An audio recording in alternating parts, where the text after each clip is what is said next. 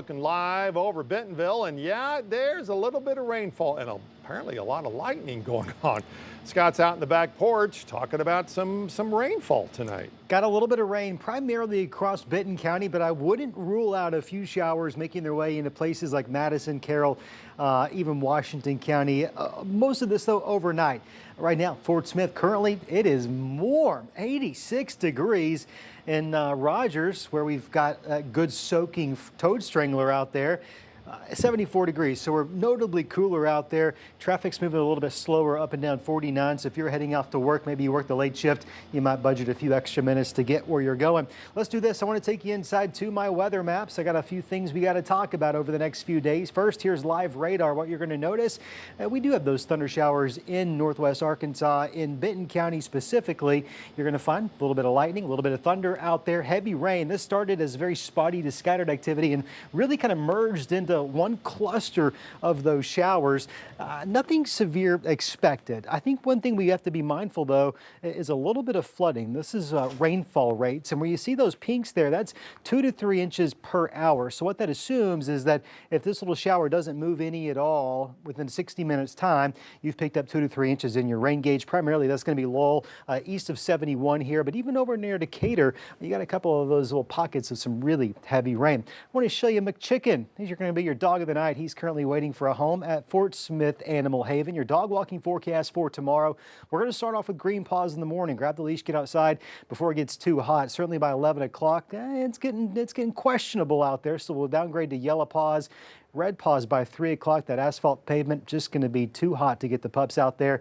And then even by 7 o'clock, still somewhat questionable. Give it till about 8. You probably should be in better shape. Certainly it's going to be a hot day out there. Future feels like temperatures show this. By 8 o'clock tomorrow morning, despite the fact that the actual air temperature is going to be lower, it's already going to feel like we're in the upper 70s. You can see that heat just building in, and it happens so quickly, doesn't it? By lunchtime, it's uncomfortable. Triple digits up and down the I-40 corridor in the River Valley. And then by 5 o'clock tomorrow evening, most of northwest Arkansas and the River Valley likely going to be in the triple digits in terms of heat index values.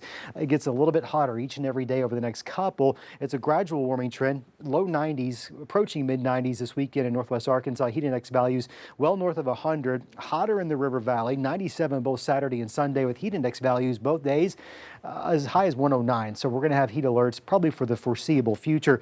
I told you that heat wave's still going to build in, right? So what are the odds that we actually hit 100? Let me first say this. It's semantics. 99, 100, 101 feels pretty similar, doesn't it? I think Wednesday, Thursday, Friday in the River Valley, those are going to be our best odds, especially towards the end of the week, Thursday and Friday.